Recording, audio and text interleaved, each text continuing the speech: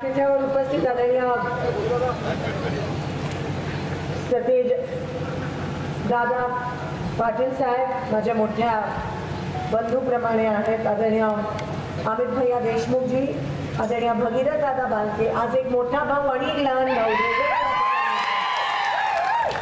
आदरणीय दाजी देशमुखजी, सुनंजय पवारजी, प्रकाश तात्या पाटीलजी, संदीप पाटीलजी, प्रशांत साळेजी, मिलन भोसलेजी, बजरंग बागलजी, अमर सूर्यवंशी जी, संतोष जाधवजी, रंजीत बागलजी, राहुल पाटिल, शालिवान कोळेकर जी, किशोर जाधव जी, किरण घाटगे जी, प्रमोद देवी जी, सतीश शिंदे जी, संजय यादव जी, सीताराम भुसदेव जी, सिकंदर जमादार जी, नितिन शिंदे जी, कासेगाव चे सर्व ग्रामस्थ, सर्व वडीलधारी मंडळी, सर्व उपस्थित बंधू आणि भगिनींनो, कासेगाव मध्ये कधी सभा होते मी वाटच पाहत होते.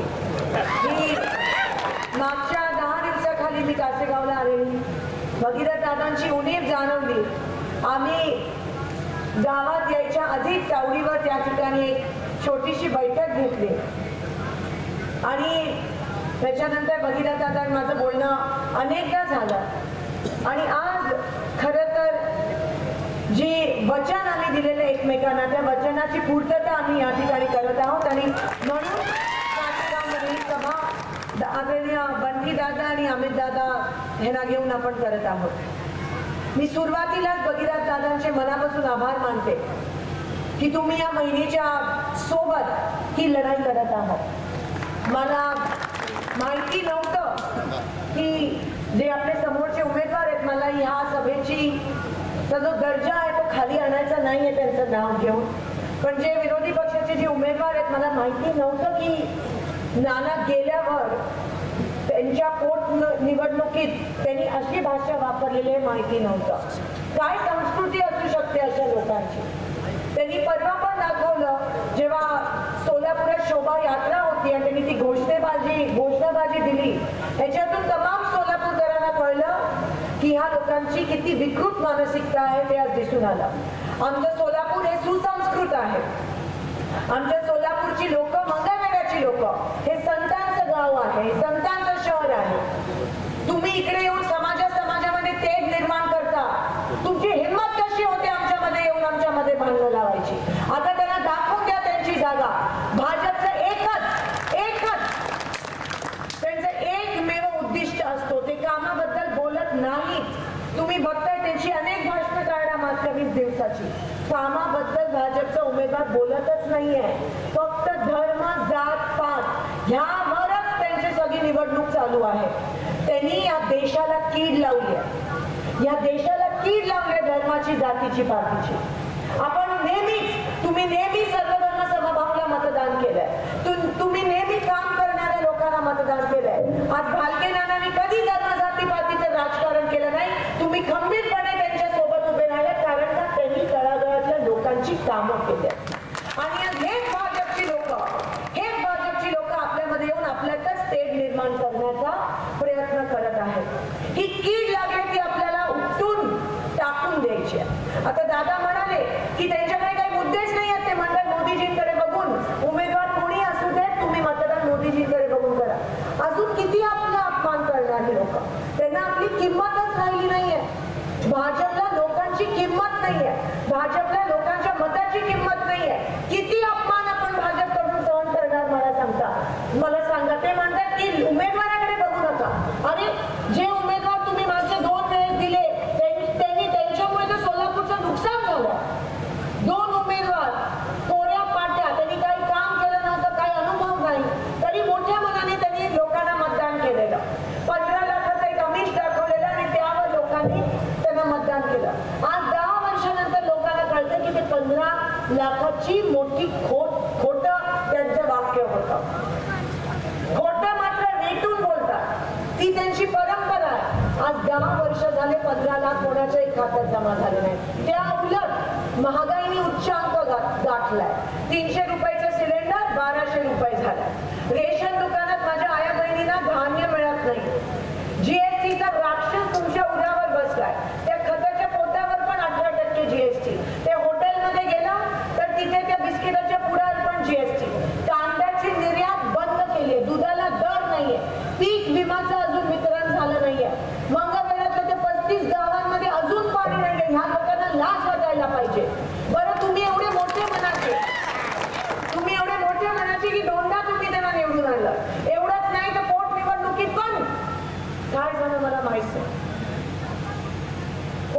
आमिषाला काही लोक बळी पडले मला माहित नाही, पण नुकसान मंगळवेढाचं झालं, नुकसान पंढरपूरचं झालं. अजूनही ती गावं आहे ती तहानलेली आहे, अजूनही त्या गुरांना छावण्या मिळाल्या नाही आहेत, मागची बिलं अजून या प्रशासनाने काढली नाही आहेत. परवा विधानसभेमध्ये मी जेव्हा तो आवाज उचलला मंगळवेढाच्या 35 गावाबद्दल, तेव्हा भालके नाना आणि शिंदे साहेबांनी जी उपसा सिंचन योजनेला मंजुरी दिलेली ती कुठेतरी मार्गावर लागली, ते विरोधी पक्षाचं दबाव तंत्र म्हणून. पण लगेच हे श्रेय या लोकांनी घेतलं.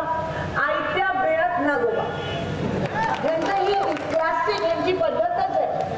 ते आदम मास्टर साहेबांनी घरं आणली 30,000, ते पण मंदात मोदींनी केली. अरे ती मनमोहन सिंग आणि सोनिया गांधीजींच्या आशीर्वादाने सोलापुरात आणलेली. ह्यांनी काही कामं केली नाही आहेत. एक साधा रस्ता, मला सांगा, सत्ता त्यांची, पंतप्रधान त्यांचे, खासदार त्यांचे, एकदा तरी आरक्षणाबद्दल लोकसभेत बोललेत का? एकदा तरी शेतकऱ्यांबद्दल बोललेत का? एकदा तरी महागाईबद्दल बोललेत का? नाही. तुमचा वापर केला, मतं घेतली, सत्तेची फक्त मजा केली या लोकांनी आणि वाटोळं सोलापूरचं झालं. ज्या अन्नदाता शेतकऱ्याच्या पोटावर जे सरकार, मायबाप सरकार आपण म्हणतो, त्याच सरकारने तुमच्या पोटावर पाय दिला. ह्याच्यापेक्षा मोठा पाप लोकशाहीत असू शकतो का मला सांगा? ती हाय मिळेल ना, तुमची हाय मिळेल. आज सगळ्या गावामध्ये सगळ्या लोकांनी ठरवलं आणि भगीरथ दादांनी पण ते ऐकलं की लोक म्हणतात आम्ही पुढाऱ्यांचं नेत्यांचं ऐकणार नाही. ही निवडणूक आता लोकांनी ताब्यात घेतली आहे. आपण कोणीही स्वातंत्र्याच्या संग्रामाच्या वेळेस त्या चळवळीत आपण सहभागी नाही होऊ शकलो, पण ही आपली परीक्षा आहे. आता ही निवडणूक राहिली नाहीये, ही चळवळ आहे, लोकांमधली चळवळ आहे, हुकुमशाहीच्या विरोधातली ही चळवळ आहे. आणि म्हणून ही निवडणूक माझी नसून ही लढाई आपल्या सगळ्यांची लढाई आहे. ही आरक्षण मिळण्याची लढाई आहे, ही लोकशाही वाचवण्याची लढाई आहे, ही शेतकऱ्यांना न्याय मिळण्याची लढाई आहे, ही महिलांना सन्मान मिळण्याची लढाई आहे, ही मंगळवेढ्याच्या दुष्काळग्रस्त गावांना पाणी मिळण्याची लढाई आहे. आज त्यांचे भाजपचे खासदार म्हणतात, त्यांची हिंमत कशी होते, ते म्हणतात आम्हाला संविधान बदलायचं आहे आणि म्हणून आम्हाला राज्यसभेत बहुमत पाहिजे. एवढी हिंमत त्यांची कशी होते की संविधान बदलण्याचं भाष्य ते करतायत त्या ठिकाणी. संविधान बदललं तर आरक्षण टिकणार नाही, संविधान बदललं तर आपला आवाज ते दिल्लीपर्यंत पोहोचणार नाही, संविधान बदललं तर शेतकऱ्यांचं अस्तित्व या ठिकाणी निघून जाईल. आणि म्हणून ही गरज आहे की आपण सगळ्यांनी एकत्र होणं आणि लोकशाही वाचवण्यासाठी, संविधान वाचवण्यासाठी हा लढा आहे. एक वेळेस या लढाईमध्ये माझी साथ द्या आणि पुढची सगळी लढाई मी सक्षमपणे तुमच्यासाठी एकटी लढायला तयार आहे. माझ्या आई वडिलांनी, माझ्या पक्षाने मला जी संस्कृती दिली आहे की आमदार खासदार आम्ही घरी असू, इथे तुम्ही मालक आहात, आम्ही सेवक आहोत, इथे मी तुमची नोकर आहे. आणि मी राजकारणात सत्तेसाठी आणि टक्केवारीसाठी आली नाही आहे ह्यांच्यासारखी, म्हणून माझ्यापासून तुम्हाला काही त्रास नाही. आणि मी इडीबिडीला घाबरत पण नाही, मी बोलते. आणि आम्ही नाही बोलत तर कोण बोलेल? सगळे सोलापूरचे भाजपचे, नाही ते ईडीच्या भीतीने तिथे गेले आणि ते काय आरक्षणाबद्दल बोलणार नाही, कारण का त्यांच्या पक्षात एवढी हुकुमशाही आहे की लगेच ते काय बोलले तर त्यांच्या मागे ईडी लावतील. मी तर म्हणत होती जा जेलमध्ये हिरो बनाल, अशोक चव्हाण साहेबांनी मी सांगितलं, पण जाऊ दे, त्यांचे काही वेगळं कारण होतं. पण हे अशा पद्धती, आणि मी तुम्हाला सांगते हो, हे 400 पार वगैरे काही नाही, हे 150च्या वर जाणार नाही. आणि एवढा जर विश्वास असता तर ते अरविंद केजरीवालजींना कशाला अटक केली एका रात्री? एवढा जर विश्वास असता तर ते हेमंत सोरेनला का अटक केली? काँग्रेसची सगळे खाती एका रात्रीत सील का केली? एवढा जर विश्वास असता तर कालच्या मतदानानंतर म्हणे 3 जण असे एकत्र आले आणि म्हणे आता पुढे काय करायचं, कारण का कालच्या एक्झिट ओपिनियन आणि एक्झिट पोल मध्ये त्यांची संख्या एकदम कमी झाली. ह्यांना भीती आहे, ह्यांच्या पायाखालची वाळू आता सरकारला लागले, कारण का लोकांनी ठरवलंय पण मोदी मीडिया दाखवत नाही. हरियाणा असेल, पंजाब असेल, सगळीकडे शेतकऱ्यांच्या मनात एवढा रोष आहे ना या सरकारच्या विरोधात. आणि बाकीचं जाऊ दे, सोलापुरातच जेव्हा मी गावोगावी जातो, काही गावं तर म्हणतात आमचं ठरलंय. आणि मी तुम्हाला निराश करणार नाही. जसं मागच्या 2 खासदारांमुळे सोलापूरचं वाटोळं लागलं, बीजेपीच्या त्यांच्याच पक्षाने त्यांना पावती दिली निष्क्रिय होण्याची, 3दा बदलावे लागले. पहिला आला त्यांनी काही काम नाही दिलं केलं म्हणून, दुसरा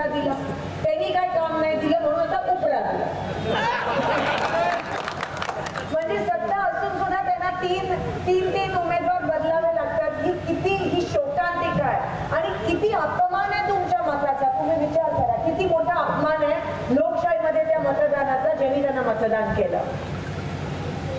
तुम्ही जर तुमची सेवा करण्याची संधी दिली, शेतकऱ्यांची सेवा करणं हे ह्याच्यापेक्षा मोठं भाग्य एका लोकप्रतिनिधीला काय असू शकतं.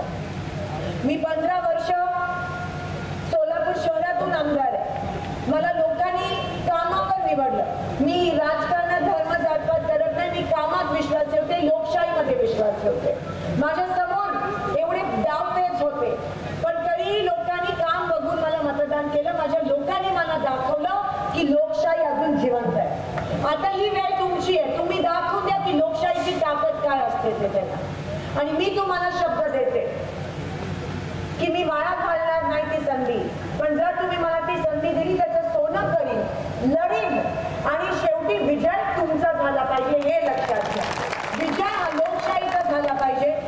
तुमची मुलगी, तुमची बहीण या नात्याने तुमचा विश्वास त्या ठिकाणी सार्थ करीन. भगीरथ दादांनी जो माझ्यात विश्वास दाखवला, काल माझ्यासोबत प्रणिताताई पण त्या ठिकाणी फिरत होत्या. पूर्ण मंगळवेढा, पंढरपूर, मी एक एक गाव त्या ठिकाणी गेली आणि फक्त मतं मागायला नाही, पण तुम्हाला सांगायला की जेव्हा या मायबाप सरकारने तुमच्याकडे पाठ फिरवली तेव्हा महाविकास आघाडीच्या माध्यमातून आम्ही सगळे तुमच्या सोबत खंबीरपणे उभे आहोत. तुम्हाला कधी वाटलेलं का हो की शिवसेना आणि काँग्रेस एकत्र येतील? पण जी लोक ते बाळासाहेब ठाकरे, उद्धव साहेब ठाकरेंच्या पाठीत खंजीर खुपसू शकतात, जी लोक शरद पवार साहेबांच्या पाठीत खंजीर खुपसू शकतात, ते तुम्हाला आम्हाला काय सोडणार आहे? हे सगळे लोकनेते, बाळासाहेब ठाकरे साहेब असतील, शरद पवार साहेब असतील, शिंदे साहेब असतील, देशमुख साहेब असतील, सगळे लोकनेते महाराष्ट्राच्या कानाकोपऱ्यात फिरलेली ही लोक आहेत. पूर्ण महाराष्ट्रात त्यांना ओळखतं. मास लीडर ज्याला आपण म्हणतो. मला सांगा या बीजेपी मध्ये कोण आहे आता? एक फसवणीस बस. काल तर त्यांचं नाव बदललं, कोड्यापुडीमुळे त्यांना फडणवीस कोणीतरी नाव. एवढं मोठं गाजर दाखवलं आरक्षणाचं. एक दिवसाचं नाटक केलं, अधिवेशन घ्यायचं आणि आमचे माईकच बंद केले. तिकडे SIT इन्क्वायरी लावली, लाठीचार्ज केला. आम्ही मागितली की SIT रद्द करा. मी सोलापुरात वैयक्तिक तिकडे सांगितलं की SIT रद्द झाली पाहिजे. एवढंच नाही, जो भाजपच्या उमेदवारांनी, दादा परवा भाजपच्या उमेदवारांनी वडवडमध्ये जो हल्ला झाला मराठा बांधवांवर, त्या ठिकाणी गुन्हा दाखल केला भाजपच्या या उमेदवाराने. मी मनोज जरांगे पाटलांचा मनापासून आभार मानते. त्यांनी उमेदवार दिला नाही, आणि म्हणाले की ज्यांना निवडून आणायचं त्यांना निवडून आणा आणि ज्यांना पाडायचं त्यांना पाडा. मला पण विचारलेलं SPनी, कारण माझ्यावर पण सरकोलीमध्ये काही झालेलं. मी म्हणाली, SPनी मला पहिल्यांदा असं होतं की SP फोन करून विचारतो तुम्हाला गुन्हा दाखल करायचा आहे. एवढं प्रॉम्प्ट, म्हणजे प्रशासनाचा दबाव, शासनाचा दबाव. मी म्हणाली ते माझे बांधव आहेत, त्यांनी एवढं काय केलं की त्यांच्यावर गुन्हा दाखल करायचा? मी अजिबात त्यांच्यावर गुन्हा दाखल करणार नाहीये. आणि सगळेजण आज आमच्या सोबत आहेत, आपला प्रचार करत आहेत. पण हे बघा यांची प्रवृत्ती कशी आहे, मानसिकता. आणि म्हणून ह्या वेळेस जर एक पण मत कासेगावचं भाजपला गेलं तर आपण समजायला पाहिजे की ते मत आरक्षणाच्या विरोधातलं मतदान. जर एक पण मत भाजपला गेलं तर आपण समजायला पाहिजे की ते शेतकऱ्यांच्या विरोधातलं मतदान आहे. जर एक पण मत भाजपला गेलं तर आपण समजायला पाहिजे की मंगळवेढ्याचा पाणी प्रश्न जो आहे तो नाही सुटला पाहिजे, म्हणून ते मत भाजपला गेलं. म्हणून मी तुम्हाला विनंती करते की सतर्क राहा. रात्र वैराची आहे, गाफील राहू नका. 15 दिवस राहिले. खरी श्रद्धांजली बाळके साहेबांना जर अर्पित करायची असेल तर महाविकास आघाडीचा उमेदवार त्या ठिकाणी आपण आशीर्वाद स्वरूपात आपण मला मतदान करा आणि 100% मी तुमचा विश्वास सार्थ करीन. विजय तुमचा झाला पाहिजे. पहिला आवाज जर संसदेत पोहोचेल तो आरक्षणाचा आणि शेतकऱ्याचा असेल, हा शब्द मी तुम्हाला या ठिकाणी देते. आणि भगीरथ दादांनी जो विश्वास दाखवला तो 100% आम्ही सगळे मिळून सार्थ करू, एवढंच या ठिकाणी सांगते आणि आपली रजा घेते. धन्यवाद. जय हिंद, जय महाराष्ट्र. धन्यवाद ताई, आपण सर्वांसमोर